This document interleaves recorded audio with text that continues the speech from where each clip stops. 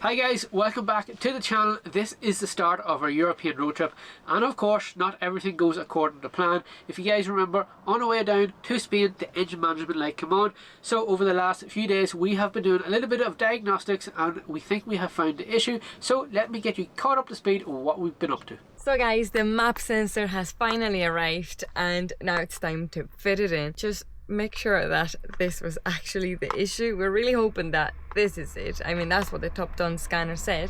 So yeah, let's fit it in. It's very easy. This should be an easy enough job for Shane, of course. So let's fit it in. Take the map sensor. It's pretty easy. It's only one screw, and hopefully that fixes our issue. I really wasn't expecting to see this so early into the trip. Okay, so let's go test this out and see what happens. At this stage, I want everybody crossing their fingers, crossing everything, and drop a comment to support the Big Blue Bus. Okay, the light has gone out. Okay, so the engine light is gone. Tension. Ba-boom. Heartbeat. Okay, so no ECU lights on. Okay, so can you test the sensor again? Try here. Yeah. But so far so good. Sorry. Okay, so I'm running a test now. It's going to test the pressure sensors and start the van, and then it should tell me if they're good. Okay, so I've gone through the app and I'm just looking at the measured pressure to what we should be getting, and there is only a difference of 10 millibar, which is absolutely nothing. So before that it was like 300 sometimes. Yeah, that's when the spike was happening. Yeah. But other times it was like 150 to 200 millibar of difference. Yeah. So the fact now it's only 10 millibar. That's a good sign. That's a good sign.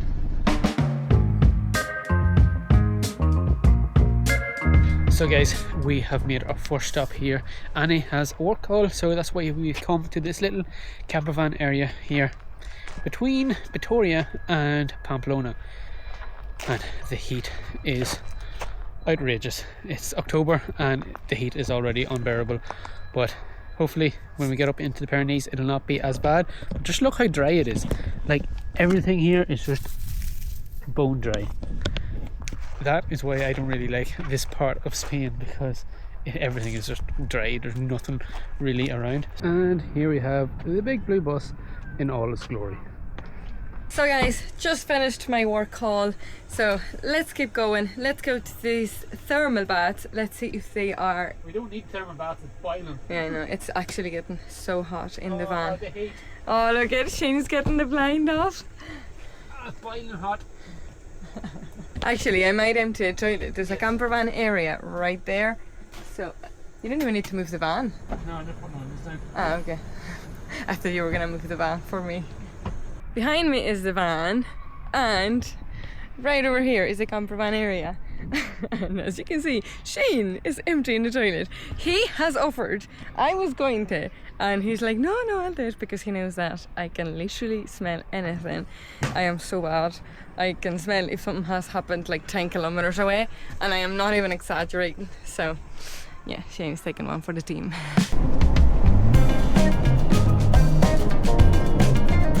Vans down there, a T25. But this is full. Oh wow. Oh my god. What the hell? Okay. So we are trying to get parked, and you'd think, is this a place? Oh, yeah. Yeah. You'd think there'd be a car park, but that's like what people do. This is what you have to do. So we just about got the Big Blue Bus parked in there off the road, but you have to be careful because you're literally on a drop here that goes down into this lake. People are putting rocks underneath the wheels just in case they don't, so they don't roll off. But you have to be very careful, because we've seen it around, oh my god, the flies, we've seen it around this place before. People just go to the toilet everywhere here, and then you can lift up a rock, God knows what's underneath it, so you just have to be careful. So it's crazy to think that almost a year ago we were here, towards maybe the end of October we were here, and when we were here the water had risen that much that what you can see right behind us, we are standing right here swimming. Yes. Oh my god. And all that there was just covered in water, and now the water has dropped that much that it has revealed the little village or whatever it used to be. Yeah, it's Roman. It's like Roman buildings and all these baths, but I do not know how much we can show you because from previous experience when we are here there does be a lot of nudists. Yeah. These thermal baths have like sulfur water, so they are meant to be like so good for your skin. So you're meant to get the soil, just put it on your skin and just let it dry, and then yeah, it's meant to heal and all that. The only thing is that it smells of rotten eggs. It is disgusting. And as you know, I can smell everything, so I can already smell them from up here, and they are down there. Oh, really? The smell. Oof. Can you not smell them? No. God. This feels so wrong. Like at the moment it's like 36 degrees outside and this water is at like, what would it be, like 40? Yeah. It's hotter than outside. Yeah, it's like a bath and it stinks. So I have to keep the camera pretty close, but a guy just walked around the corner covered from head to toe in mud, No, did you know? but naked. There's a couple of them and you can't see them because they blend in with the walls. To blend in with the... And then you get the shock. You see two eyes looking at you. I said I wasn't gonna, but it'd be rude not to. And he said she wasn't going to put mud on her. Hi. Sorry for the jump scare, but... Look who has joined me. I can... Oh my god, you got so much on. Come on, Mom. It's absolutely horrible. This is such a mad experience. When we come down to these baths, we said we're not going to put any mud on us, but here we are, half an hour later, covered in mud. So now it's time to leave the thermal baths and get all this mud off our face. It's absolutely sick. It's time to leave the tribe. Yeah. Yeah. We're not just saying that. No, you're good. So we are all cleared. Now, let's get back to the big blue bus. Oh my god, we are stinking. We're gonna have to use the shower. So guys, this is quite embarrassing, but our key is not really working. As you guys know, we have a locking system inside, so when we leave, only one door is open, is unlocked from the inside, and for some reason, so that's as much as you can open my door, and for some reason the sliding door, which is in this case the one that we need to open, is not opening, and our key is sort of dying, so we are locked out of our own van. Hell. Everybody said that these door locks wouldn't work. Well, I can't even get into them. Yeah. We have a chain that goes from the door to the back of my seat, like the actual structure. Did you get it? We can't get into the van.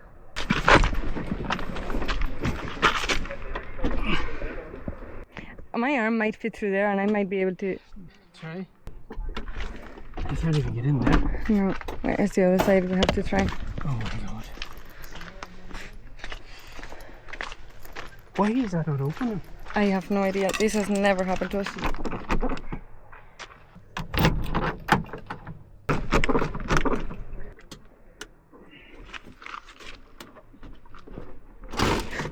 Yes! Still can't get in. Hmm?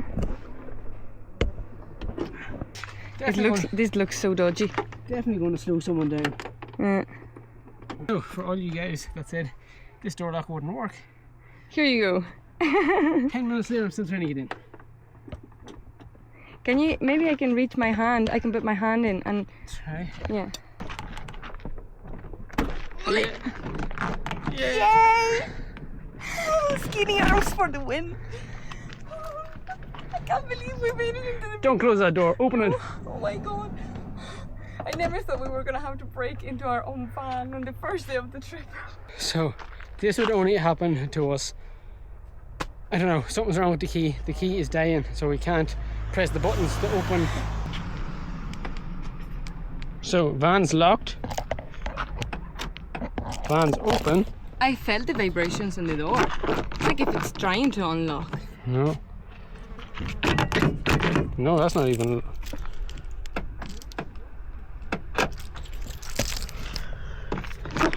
No. Try the front. Watch out. I can't believe we had to break into our own van on the very first day of the trip. I don't know what, but we have to go and look for a battery for the key. Yes, that was so stressful, and like we were wet in our bikinis.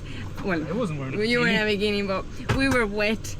It's so hot, there's flies everywhere, and then the van doesn't, like, you're just standing outside of the van wet with like literally just your phone, no wallet, no nothing. Right, let's get out of this place. So as you guys know, I have fixed our old van Fergus pretty much everywhere, in the middle of forest, on the side of the road, in car parks. That van is 40 years of age, it has no sensors, no brain. If something goes wrong, you have to listen by ear to see what is happening, whereas a van like this is full of sensors, full of ECUs, and that is why we have taken this top-down, top scan with us to plug in to see what is happening. And as you guys know, we've already had to use it on the way down to Spain. So guys, having this top-down right here is like having a mechanic in your pocket, and we are delighted to have them as this week's video sponsor. So let's jump inside and show you what this little tool can do. So if you're unfortunate enough that your van is lit up like a Christmas tree, all you have to do is take your top-down, top scan, plug it in, grab your phone, download the app, and you are able to plug in and see what your whole entire engine is doing and what's going wrong. Once you have your scanner plugged in, turn on your ignition, open up the app, and you are able to plug in, see everything what is happening inside your engine, what all the sensors are doing. You can even run diagnostic tests to test certain functions like your air pressure, your fuel mixture, your EGR, your DPF, so many things. So all you have to do is open up the app, click into your diagnostics, click onto Peugeot because this van is Peugeot, and it will start reading VIN numbers, run the test, and will even print out a report for you. So now in this menu we want to be able to run a full scan of the entire van. So if you hit scan, you wait about 2 minutes, it will have the whole entire engine scanned, all your sensors, all your ECUs, everything will be scanned, and then you're able to see if something is wrong. And in our case, fingers crossed, nothing is wrong. So while I wait for this to scan, this is so handy to have with you when you are traveling around, because if something does go wrong, you're stuck in the middle of somewhere, you don't know what's wrong, it's very hard to go get a mechanic to plug in for you. Having this guy with you, so cheap, so easy. The cost of this would be less than what a mechanic would charge to turn a light off for you. So for having this, it's a no-brainer.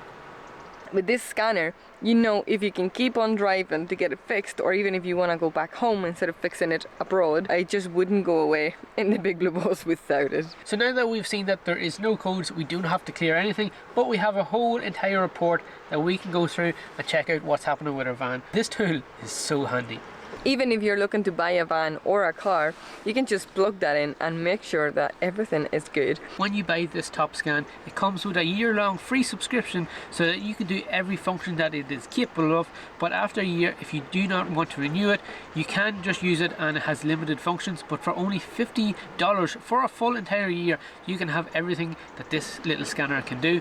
And we have special discount codes for you guys. So right now, today, if you use our discount code, you get 30% off just today. But we have other discount codes, we leave them all linked down in the description so you can go and check them out, save yourself some money.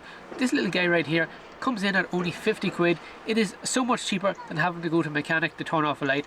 I would highly recommend one of these, and I will definitely not be travelling without it in the future. And we need to name it something funny.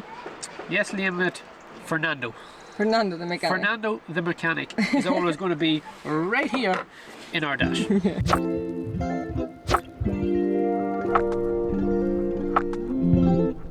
So guys, we are getting water for our shower because after that thermal baths, we do need to shower.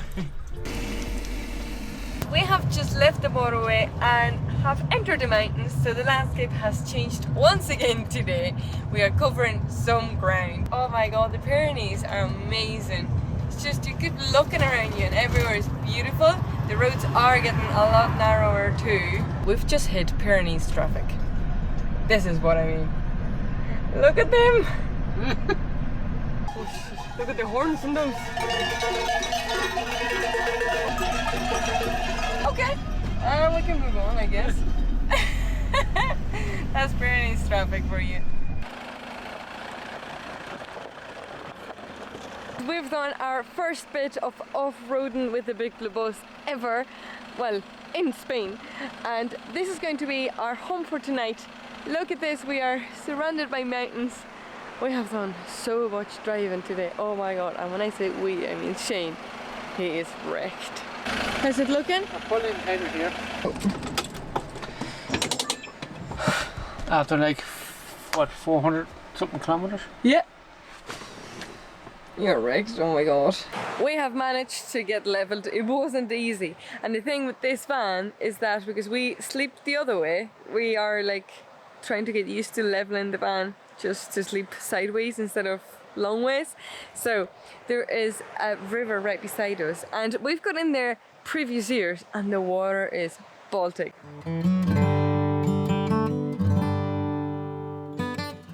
And are looking how to change the battery in the key fob, and I just literally looked up a YouTube video, so handy. The battery is in here in this bit, so luckily we are carrying with us a bag of batteries, and we thought that maybe we were carrying too many, and no, they are already going in handy. So we have a battery exactly like that, so I'm gonna have to get into the back, but first of all I'm gonna have to unlock it from the inside because it's still locked. I can't believe that we had to break into our own van. That was like so random. But the worst thing is that the people around us, nobody even questioned anything. We were trying to break into our own van and nobody said anything to us. So let's go around the back, get the batteries, and hopefully fix our keys. First time using this light. Look at this outside light. It's so good.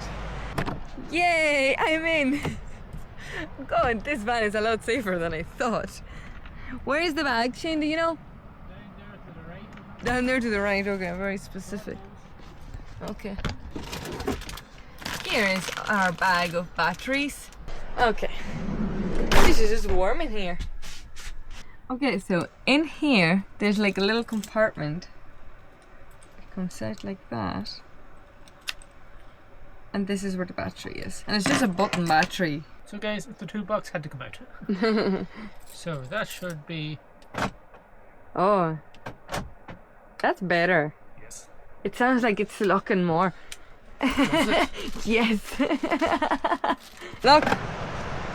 No. Oh yeah. Okay. We're all good. Yeah, so it's working. So that's one thing done.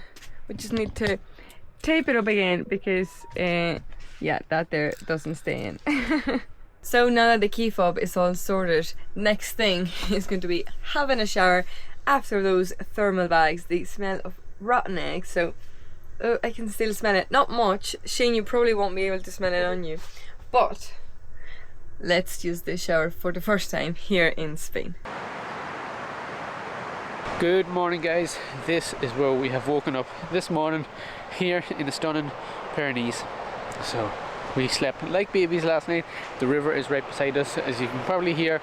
We can just hear it flowing in the middle of the night, but it was so peaceful, so quiet. So I think today we're just going to spend, after doing so much driving yesterday, we're just going to spend a little while just going here and there and everywhere around the Pyrenees today and see what we get up to. Last night we were looking in about the Dolomites, and we didn't realise how far they are. From here, they're still nearly 1,600 kilometres away, so is it worth driving all that way to the Dolomites? I don't know, because this here is absolutely beautiful. Stay tuned for next week's video as we continue exploring the Pyrenees Mountains before yet another disaster happens. Thanks for watching.